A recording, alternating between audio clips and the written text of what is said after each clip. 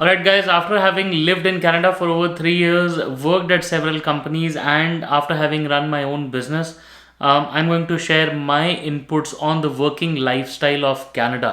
Now, बहुत सारे ऐसे इमिग्रेंट्स हैं जो मेरे को फ़ोन करके पूछते हैं कि साहिल, हमारे पास इंडियन एक्सपीरियंस है या फिर हमारे पास इंटरनेशनल एक्सपीरियंस है, we don't have Canadian experience, what about jobs, what about part time jobs, कैसे हायरिंग होती है, कैसे फायरिंग होती है, बड़े सारे सवाल होते हैं बहुत सारे प्रोफेशनल्स के with regards to work career oriented, right? Now to answer all of those questions I have made this video today, जिसमें we will be specifically looking at those questions जहाँ पे आपके work lifestyle, working expectations and work culture in Canada को लेके हम लोग बहुत detail में डिस्कशन करने वाले हैं. So please be tune till the end. Lots of good information for you in this video. My name is Sahil.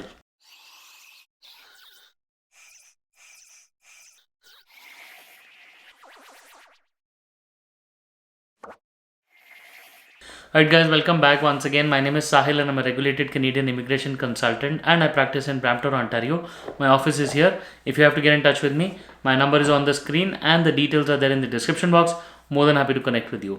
Guys, before we start, hearty request, please do follow us on Instagram. Please do make use of our forum, and also make sure that you hit the subscribe button and the like button on this video because we talk a lot about Canadian immigration. And if you're an aspirant, then this is a channel for you.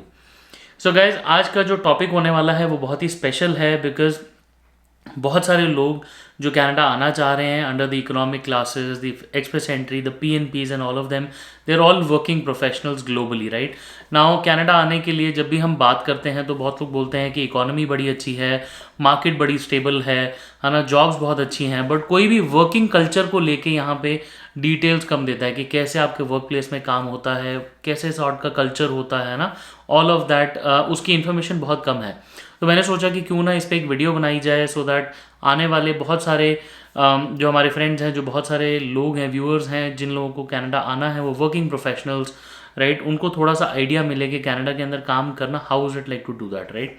And with respect to jobs, what can you expect? So guys, the first input that I have for you is that when you come to Canada, the first blatant truth or the biggest challenge that you might face is that you might have to start afresh. Now, starting afresh means जब भी आपके पास Canadian experience की कमी है तो हो सकता है बहुत सारे ऐसे एम्प्लॉयर्स आपको बोलें कि आपको कैनेडियन कल्चर में काम करने की आदत नहीं है. नाउ फॉर एग्जांपल, जैसे ही आप एक मैनेजरियल लेवल इन इंडिया या फिर एनीवेयर एल्स है ना, जब आप वहाँ से लोगों को मैनेज करके कनाडा में आते हैं तो do not expect the same managerial level on day one. It could be managerial in terms of a position, but it could still be an individual contributor role, right? इसका मतलब यह है कि आपको कैनेडियन एम्प्लॉयज़ को, Canadian staff को, Canadian resources को manage करने में टाइम लगेगा. ना वर्किंग कल्चर हो गया, टाइमिंग हो गया, कैसे कैसे कोल्ड कॉल्स करी जाती हैं एंड कैसे आपके क्लाइंट्स को रीच आउट किया जाता है, राइट? उन सब चीज़ों को आपको सीखने की ज़रूरत है.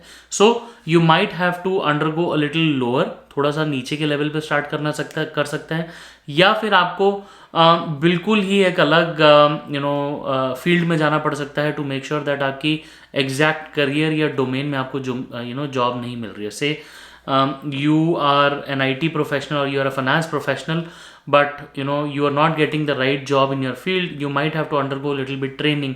से कोई HR में आता है ना, अब कोई सीनियर HR में है तो यहाँ पे HR सीनियर होने के लिए आपको एक लीडरशिप HR, CHRM या फिर ऐसे कोर्सेज भी करने पड़ते हैं, right? So you might have to undergo all of that to make sure that you get into the right field, right? So starting afresh can be a reality of your situation. The second thing that you need to know is that the Canadian working culture is heavily regulated and licensed. छोटी छोटी चीज़ों के यहाँ पे licence है ना. For example, अगर आप एक बैंक में जॉब करना चाहते हैं ना, तो प्रेफर किया जाता है कि आपको कैनेडियन सिक्योरिटी CSC1, CSC2 ऐसे करके लाइसेंसिंग लेने पड़े so that you can recommend investment वाले products. Then if you are working insurance की अलग लाइसेंसिंग है, नर्सिंग की अलग लाइसेंसिंग है. You need to undergo the regulatory requirements. Then you have licensing for teaching, then doctors, then dentist associates, है ना. हर चीज़ की अपनी एक बॉडी बनी हुई है. यहाँ तक कि डिज़ाइनर्स की भी अपनी एक अलग कम्युनिटी है, अलग एक लाइसेंसिंग बॉडी है। हालांकि डिज़ाइनिंग में काम करने के लिए आपको लाइसेंस होना मैंडेटरी नहीं है, but it always helps, right. So ऐसे ही हर प्रोफेशन के लिए अलग अलग तरीके की रिक्वायरमेंट्स बनी हुई हैं, कुछ के लिए कुछ भी नहीं है। So better to check your field and see if your field is regulated or not, and if yes, there might not be official requirements, मतलब एंट्री बैरियर ना हो, बट फिर भी ऐसी रिक्वायरमेंट्स होंगी जो कि आपके एम्प्लॉयर बोलेगा कि लेके आओ, वरना मैं आपको जॉब नहीं दूंगा या फिर जॉब में छोटा लेवल दूंगा, right. So you need to be aware of that. Then, guys, the third thing that I want you to know is that the appraisal levels are really, really low in Canada, right? India में ऐसा होता है कि 10% का hike मिल गया, 5%, 15% का hike मिल गया। Canada के अंदर ऐसा नहीं होता, 1, 2 और 3% एट मैक्स, है ना। लोग 1.25%, 1 पॉइंट समथिंग % में भी अप्रेजल लेके जाते हैं year on year, right. Now इधर के जो, अगर आपने एक जॉब ज्वाइन कर ली एंड आप उसी में कंटिन्यूड रहें, तो बहुत कम चांसेस हैं कि आप बहुत बड़ा हाइक ले पाएँ over a long year as well, मतलब बहुत सारे सालों के दौरान भी आप बहुत ज़्यादा सिग्निफिकेंट डिफरेंस नहीं ले पाएंगे, right. So that is the reality, that is how the industry functions. इधर क्रॉस इंडस्ट्री या फिर क्रॉस जॉब जंप में भी इतना बड़ा हाइक नहीं मिलता, राइट। इंडिया के अंदर 50% hike, 40% hike, 100% hike is very common. Canada के अंदर भी होते हैं, but it is not that common, okay। So always have that in mind कि job switch is not the solution to every situation in Canada and the working culture here, right। The fourth thing that I want you to know is that time is money, right। now Canada में हर employer और हर employee आपके time की value को समझता है, and हर एम्प्लॉयर आपके टाइम का पैसा आपको देता है। It is by law that the employer has to pay you for every overtime hour that he makes you work. अगर आपका कॉन्ट्रैक्ट से ईयरली या फिर मंथली है, तो भी आपके एम्प्लॉयर आपको रीजनेबली वेल प्लेस करेंगे। एंड यहाँ तक कि ऑन्टारियो में तो ऐसा लॉ भी पास हो गया है कि if the employer is reaching out to you after office hours or maybe your non-working hours, it is now considered illegal as well, right। So always make sure that your time is respected, and mostly all employers will respect your time, right। overtime will be paid, and obviously अगर आप under hours काम करोगे, under time काम करोगे, तो उसके पैसे भी कटेंगे आपके, right। so it's by it's ongoing, and ऐसा होगा आपके साथ।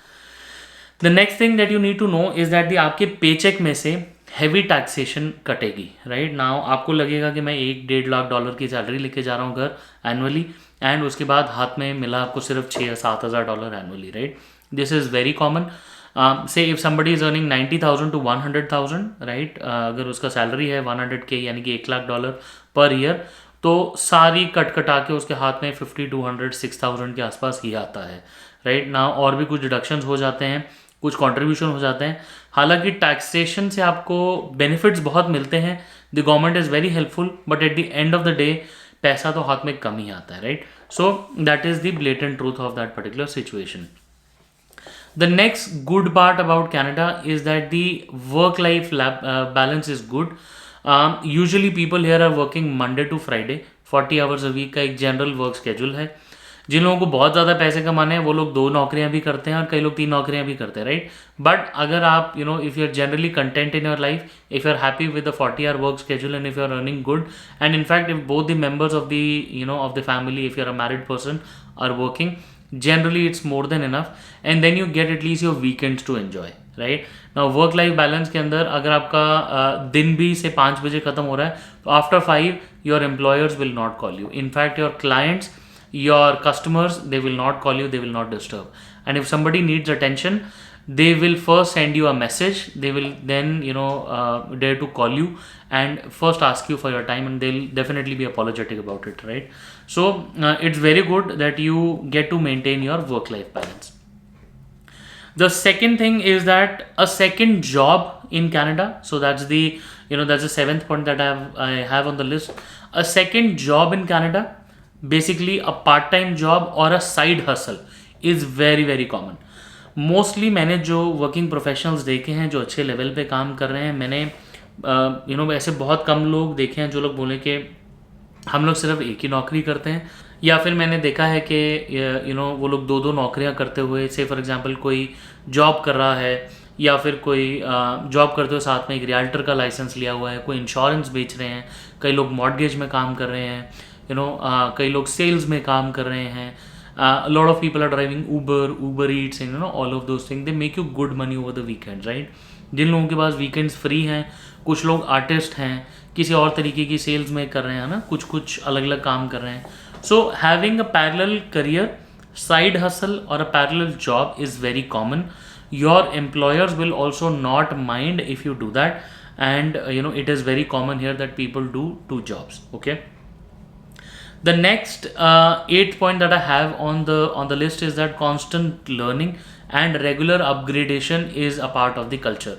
Now अगर आप वो सब नहीं करोगे ना, constant learning और training अगर आप नहीं करोगे तो you will become obsolete, and Canada के अंदर आपकी जो ज़रूरत है वो ख़त्म होती हुई नज़र आएगी आपको. ओके. यहाँ पे नई टेक्नोलॉजी, नए नए प्रोसेसेस और नए नए रास्तों को लेके लोग बहुत ज़्यादा सीरियस हैं. आपको अपनी ही फील्ड में नई चीज़ों को समझना and learning and then employing then applying them in your regular work life schedule is very important, right? So you need to be constantly learning and upgrading yourself. Which brings me naturally to the next fact that Canada में जितनी आसान hiring है उतनी ही common firing भी है. Okay. Hiring and firing is a very common concept. यहाँ पे जो नोटिस पीरियड है वो 15 दिन के आसपास होता है एट मैक्स. बहुत सारे नोटिस पीरियड्स या फिर ऑफर लेटर्स जब आप देखोगे तो उसके अंदर नो कॉज वाला क्लॉज भी आ जाता है, जिसके अंदर वो बोलते हैं कि अगर से 3 महीने के अंदर या फिर कुछ टाइम के बाद अगर एम्प्लॉयर को अनरीजनेबल लगा तो वो they will fire you and they are not required to give you a cause notice as well, right? एंड यहाँ पे सुबह गए, हर मैक्सिमम 15 दिन का नोटिस पीरियड मैंने आज तक देखा है जो लोग देखते हैं, एंड 15 दिन में FNF करके फुल एंड फाइनल करके आपका केस क्लोज कर दिया जाता है एंड आपको लेट गो कर दिया जाता है, राइट? तो it is very common. So आपको परफॉर्म करना, कॉन्स्टेंटली लर्न करना एंड कॉन्स्टेंटली अपग्रेड करना इज़ वेरी वेरी इंपॉर्टेंट. अगर परफॉर्मेंस नहीं है तो अच्छे से अच्छे manager like very senior people they have been asked to leave right in front of my eyes. Okay. Now that's very common. और ऐसा लगता है कि कोई 20-20 साल से 15-15 साल से रिसोर्स काम कर रहा है तो उसको फायर करने से पहले 100 बार ही सोचेंगे. नो, यहाँ पे employers are very strict. Okay. And last but not the least, I think the 10th point on my list is that every job in Canada is equal.